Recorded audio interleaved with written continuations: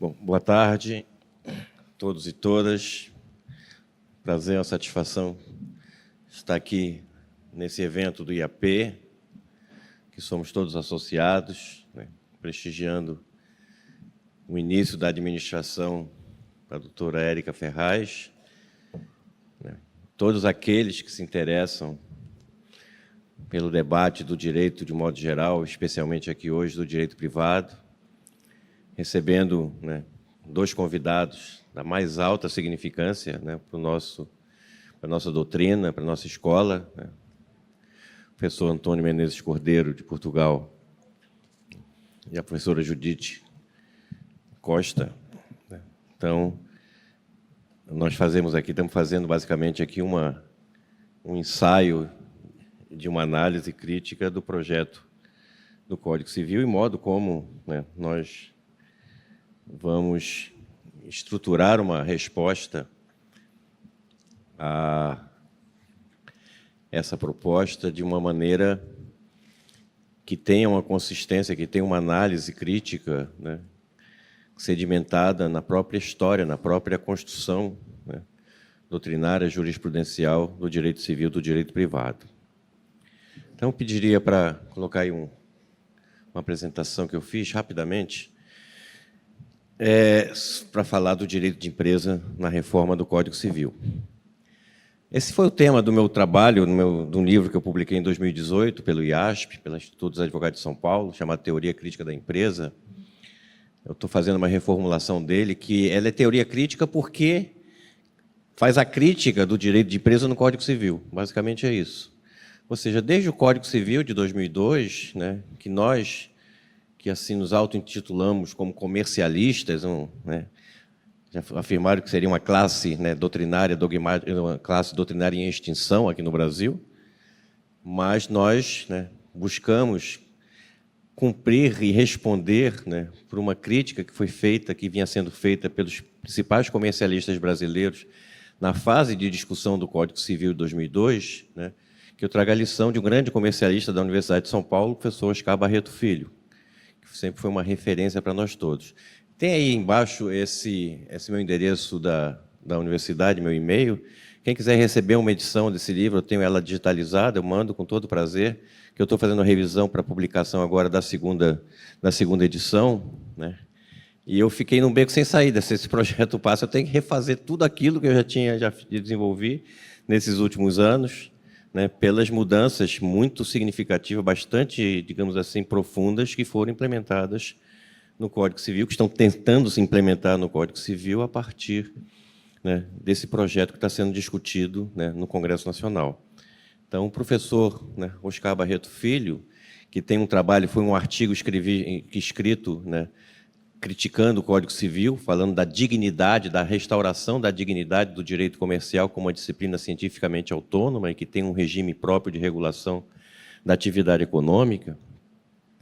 Ele diz que a atividade empresarial é uma atividade técnica, essencialmente técnica, Então, não existem razões de conveniência para fundir esse sistema, esse regime especialíssimo da atividade econômica em um Código Civil, sobre as normas disciplinadoras dos empresários, das sociedades, dos setores da atividade econômica, que exigem um regramento maleável, flexível, adaptável às mudanças do mercado, que são mudanças constantes e permanentes, sempre em busca de novos rumos para a especialização dos negócios, em razão de ser um sistema aberto, um sistema altamente concorrencial e competitivo, o que não acontece no regime civilista. E diz, o dinamismo do processo de desenvolvimento econômico não se coaduna, obviamente, com a permanência e estabilidade de que constitui o apanágio das codificações gerais.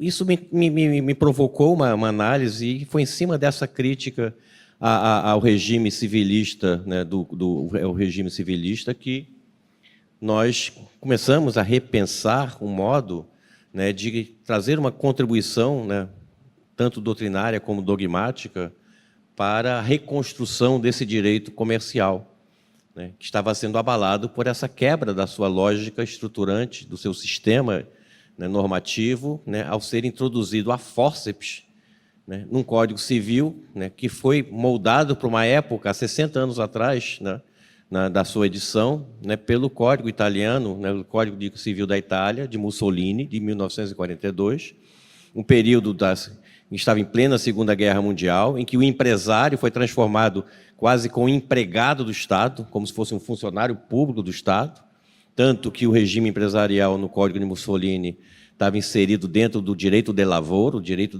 do trabalho.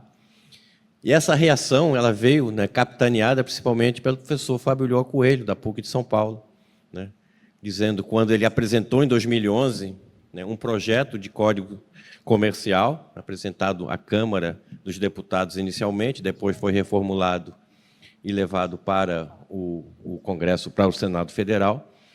E o professor Fábio Lhó é como se fosse hoje o principal, né, digamos assim, protagonista de uma proposta de reforma, né, mais consistente, mais sistêmica do nosso direito empresarial, sob um código comercial, ou um código empresarial, conforme seja a sua denominação, né, respeitando essa especialidade, né, e essa formação tecnológica do direito de empresa como um direito próprio específico que não deveria estar, não caberia, né, estruturalmente, sistemicamente, dentro de um regime civilista.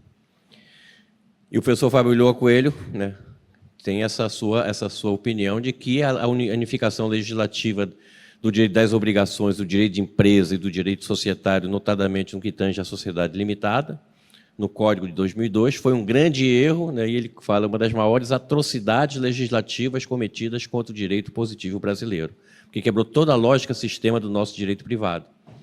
E que o sistema unificado do direito de empresa violou a historicidade, os valores e os princípios construídos historicamente pelo nosso direito comercial, isso desde o Código Comercial de 1850 e desde a absorção das próprias legislações portuguesas, legislações especialmente das ordenações filipinas, e como foi moldado o nosso direito de comercial ainda antes do Código 16 de Bevilacqua.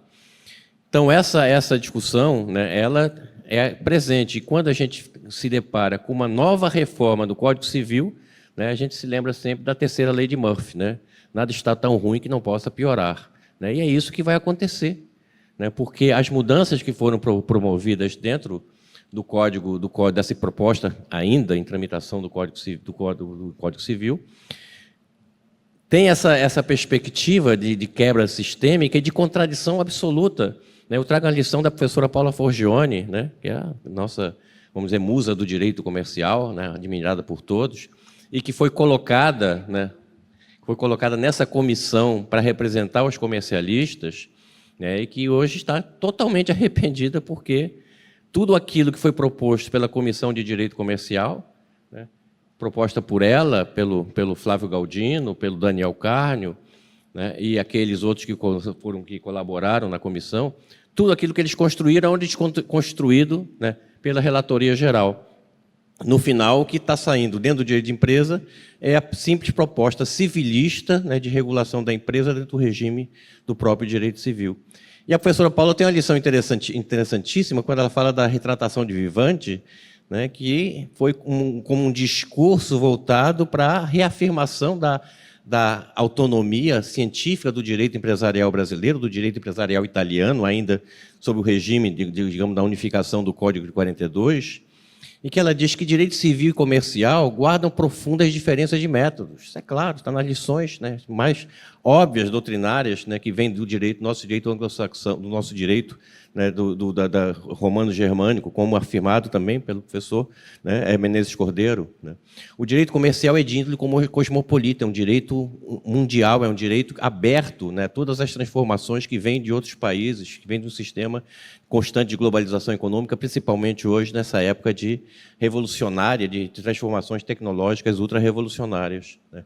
Então, ao mesmo tempo em que regula os negócios de massa, que são contratos comerciais, são contratos de massa, não são contratos civis, não são esporádicos, né, que dariam origem a institutos típicos do direito comercial, como o título de crédito, a circulação, o portador de boa-fé. Né.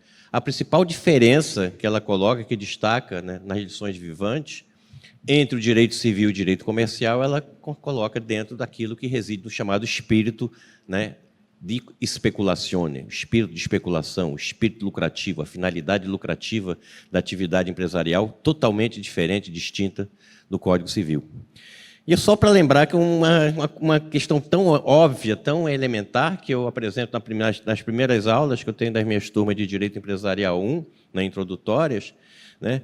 Essa visão doutrinária de que o direito civil ele tem um regime de distinções, de princípios, de lógica totalmente diferente do direito comercial. Ou seja, o direito comercial não cabe dentro do direito civil, porque o método do direito civil é dedutivo, são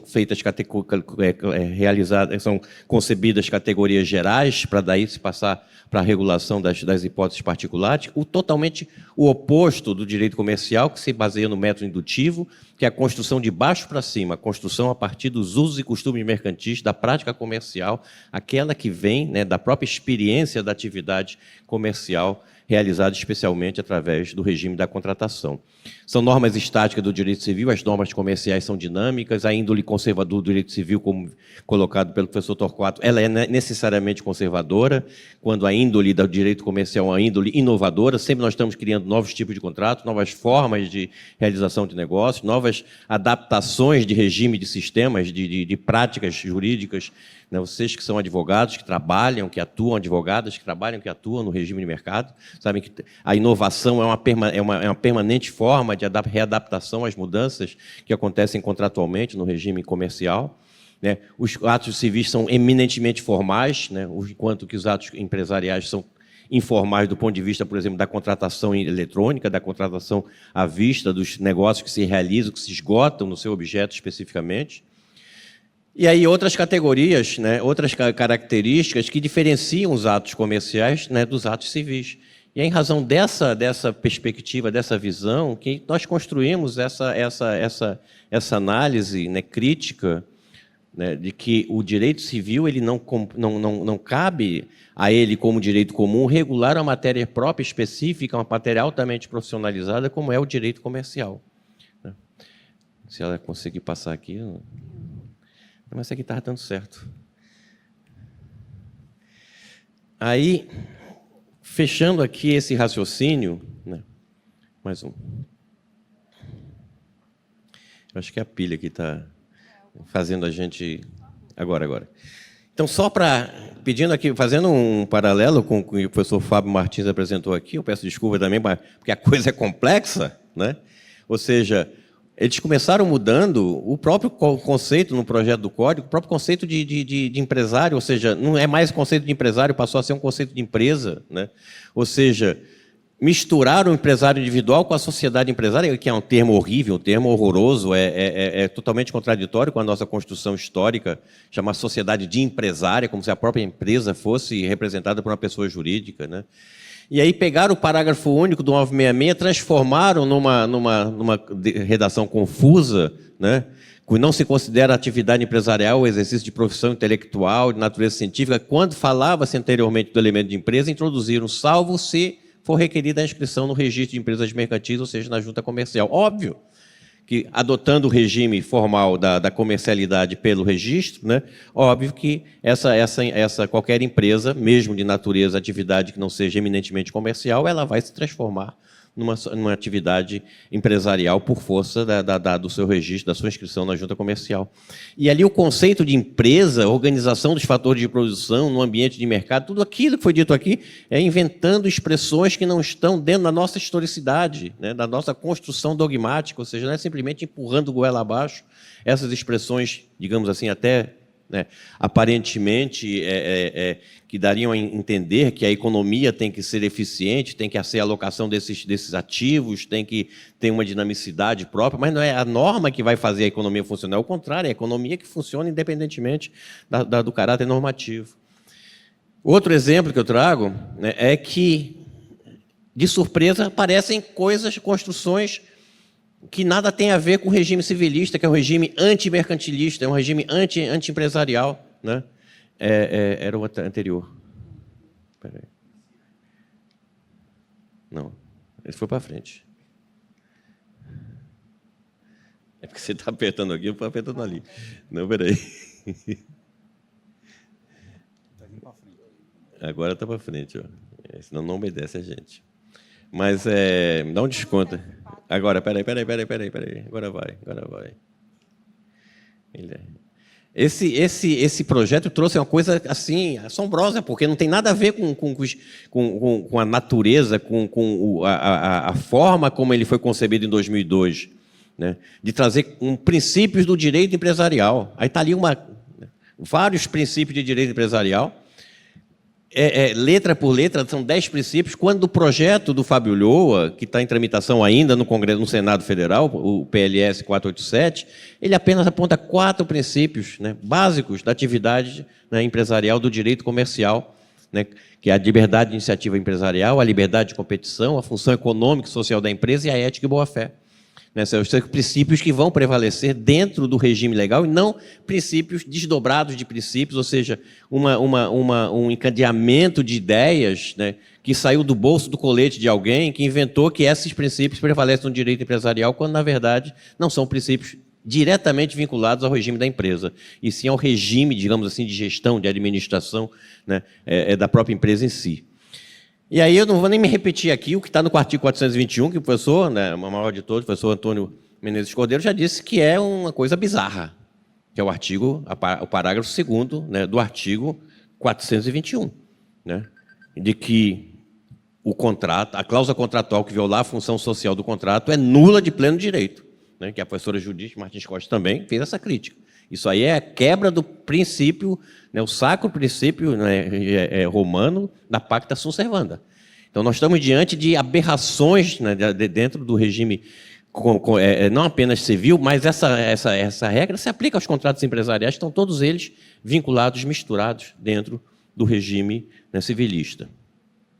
E aí eu trago, só para lembrar a posição, o direito do comercial dos nossos dias, para encerrar aqui, esse raciocínio rapidamente, passar a palavra para meus colegas de mesa, que tenho tanto prazer aqui de dividir, toda a honra, o professor Zirpoli, o professor Pedro e o professor, meu querido, orientando ou desorientando o Jader Lemos, mas que as diretrizes do direito comercial hoje, aqui em Portugal, né, se caracterizam pelo pragmatismo dos temas, ou seja, vinculação à praticidade, à objetividade do direito empresarial como um direito, né, prático, eminentemente voltado para a realização das operações de negócios mercantis, a sua atualização, que é permanente, a jurisprudência, como ele disse, que constrói o entendimento, a compreensão, né, da aplicação desse direito, e o correto manuseio do direito. Aí que está. Né? Nós temos um projeto de Código Civil que não manuseia, não tem conceitos, né, apropriados, não tem conceitos coerentes, e assim, aquilo que era uma ciência, como disse aqui o professor Torquato, vai se transformar num aplicativo normativo sem nenhuma vinculação, né, com a digamos assim, com a pureza dos conceitos